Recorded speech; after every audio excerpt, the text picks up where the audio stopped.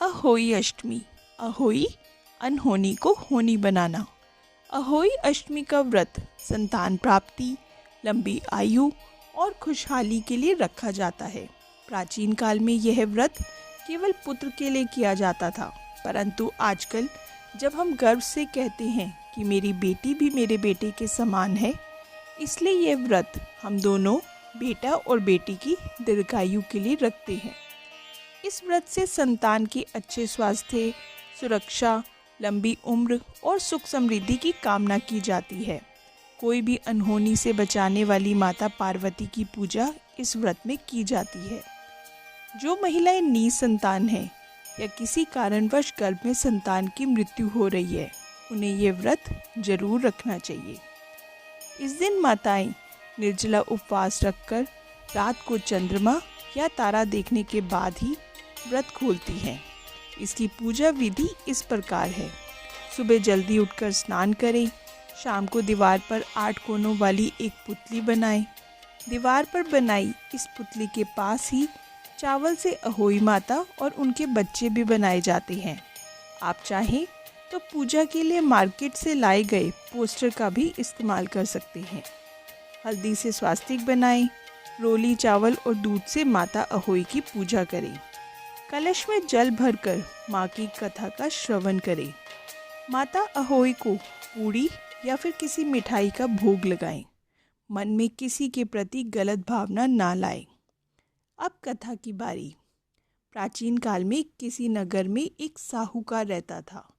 उसके 7 बेटे थे।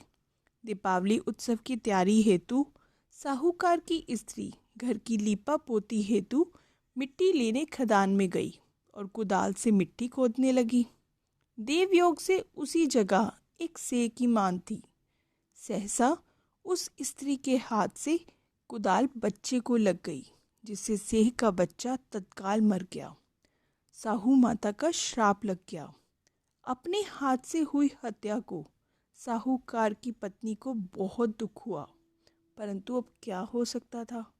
वह शोकाकुल पश्चाताप करते हुए अपने घर लौट आई।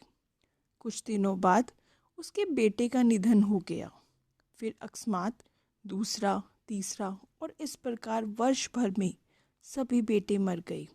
महिला अत्यधिक व्यतीत रहने लगी। विलाप करती रहती।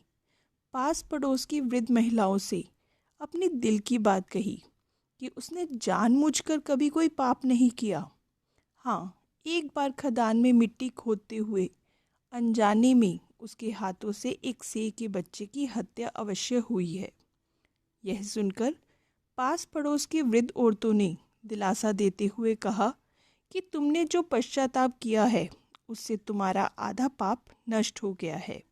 तुम उसी अष्टमी को भगवती माता की शरण लेकर सेह और सेह के बच्चों का चित्र बनाकर उनकी आराधना और क्षमा याचना करो। ईश्वर की कृपा से तुम्हारा पाप धुल जाएगा। साहूकार की पत्नी ने वृद्ध महिलाओं की बात मानकर कार्तिक मास की कृष्ण पक्ष की अष्टमी को उपवास व पूजा याचना की। उसके 7 बेटे फिर से हुए। घर परिवार और खुशहाली आ गई। वह हर वर्ष नियमित रूप से पूजा याचना करने लगी। तभी से अहोई माता की व्रत की परंपरा प्रचलित हो गई। माँ बच्चों का प्यार आप सभी को मुबारक। सतीश खेतरपाल सेवा सदन की तरफ से अहोई अष्टमी का त्योहार।